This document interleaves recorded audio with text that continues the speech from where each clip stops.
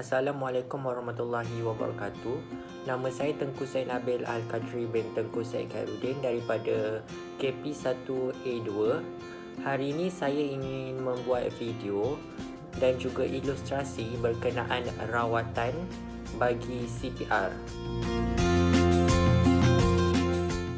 Sebelum kita ulas dengan lebih mendalam, wajar sekiranya kita tahu apakah yang dimaksudkan dengan CPR.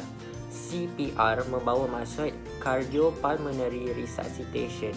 CPR adalah satu kaedah rawatan dan pemulihan sistem jantung dan paru-paru dengan memastikan bekalan darah dan oksigen dapat disalurkan ke seluruh tubuh badan seseorang yang mengalami serangan jantung di mana jantungnya berhenti berdenyut dan tidak berfungsi secara normal. Saluran pernafasan dan pengudaraan merupakan suatu elemen yang harus ditekankan ketika menguruskan mangsa trauma. Dalam menilai pernafasan mangsa, penyelamat haruslah mendedahkan dada mangsa sekiranya perlu. Penyelamat juga haruslah menentukan kadar kedalaman, rentak dan pernafasan mangsa. Antara elemen yang dapat dilihat pada mangsa adalah kadar degupan jantung yang laju mungkin disebabkan oleh hipoxia dan kegagalan sistem pernafasan. Penilaian saluran pernafasan dapat diaplikasikan dengan 3 cara, iaitu melihat, mendengar dan merasa. Cara yang pertama adalah dengan melihat. Melihat dapat dilakukan dengan melihat di dalam mulut mangsa jika terdapat sebarang muntah, cecair dan lain-lain. Seterusnya adalah dengan melihat pergerakan dan kadar degupan jantung mangsa. Cara yang kedua adalah dengan mendengar. Mendengar dapat dilakukan dengan dengar pernafasan daripada mulut dan hidung mangsa. Nafas berbunyi seperti stridor menunjukkan terdapat halangan di saluran pernafasan atas. Nafas yang berbunyi seperti stridor adalah seperti ini.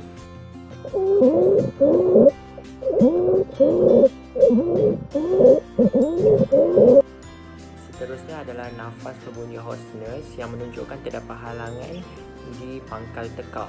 Bunyinya adalah seperti ini.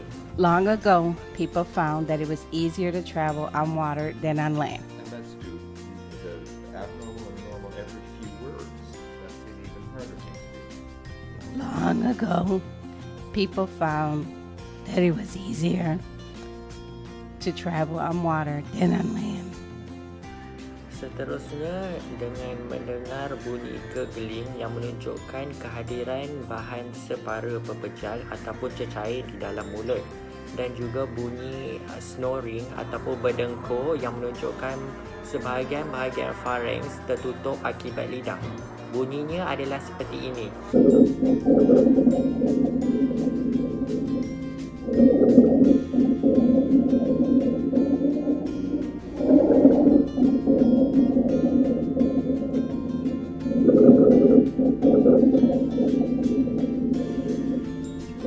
Cara seterusnya adalah dengan merasa.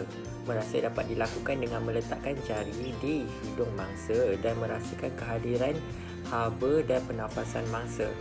Seterusnya adalah dengan merasa kedudukan trakea, adakah ia berada di keadaan normal.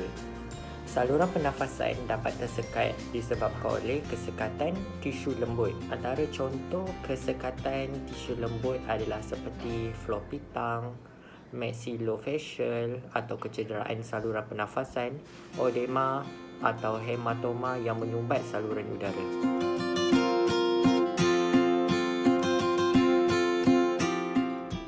Saluran pernafasan bagi bayi, kanak-kanak dan juga dewasa adalah berbeza daripada sudut saiz.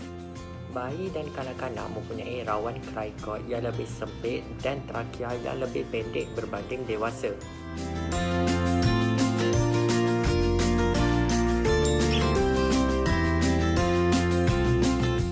Sekarang mari saya tunjukkan simulasi melakukan CPR kepada bayi. Ingat, kita harus memberi lebih perhatian dan berhati-hati melakukan CPR kepada bayi kerana mereka mudah sakit.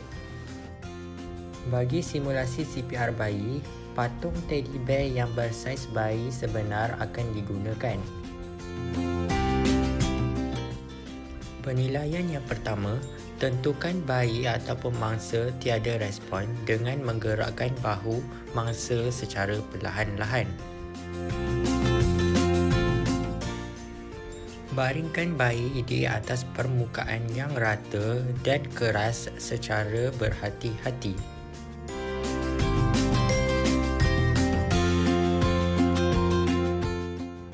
Ampukan kepala dan tengkuknya jika ia perlu dipusingkan.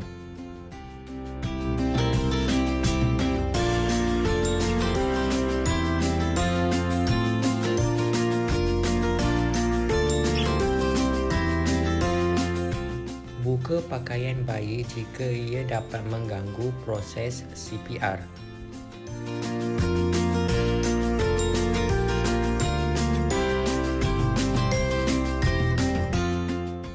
Buka saluran pernafasan menggunakan teknik dongak kepala angkat dagu atau head tail chin lift.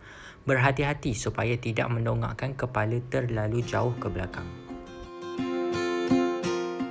Penilaian yang kedua, tentukan mangsa tiada pernafasan. Sambil memastikan saluran pernafasan sentiasa terbuka, letakkan telinga anda dekat dengan mulut bayi dan perhatikan pergerakan dada. Dengar dan rasa pernafasan bayi pada telinga anda. Jika bayi tersebut masih bernafas dan tiada terdapat tanda-tanda trauma, baringkan mangsa dalam posisi pemulihan.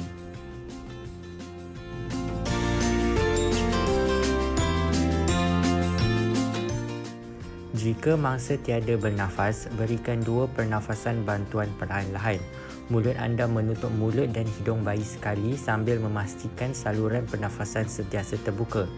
Perhatikan pergerakan dada dengan setiap pernafasan. Pernafasan perlu diberi untuk 1 hingga 1,5 saat.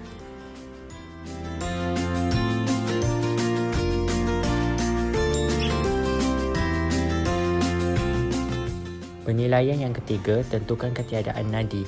Rasa nadi berakal di sebelah dalam lengan dengan 2 jari sambil mendongakkan kepala dengan tangan satu lagi. Mulakan tekanan dada, bayangkan satu garis yang dibuat di antara dada bayi. Letakkan jari hantu dan jari manis di sebelah jari telunjuk. Angkat jari telunjuk dan gunakan jari hantu dan jari manis untuk menekan sternum pada tempat tadi. Pastikan jari-jari anda tidak menekan hujung sternum. Tekan sternum sehingga 1,5 hingga 1 inci, sekurang-kurangnya 100 kali seminit, sambil memberikan 1 pernafasan bagi setiap 5 tekanan. Lakukan 20 kitaran tekanan dan pernafasan bantuan.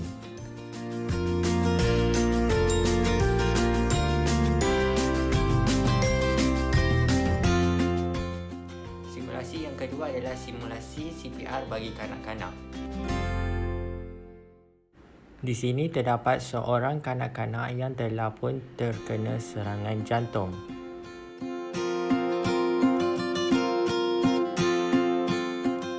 Protokol pertama yang saya ikut adalah danger, iaitu melihat kawasan sekeliling jika terdapat sebarang bahaya.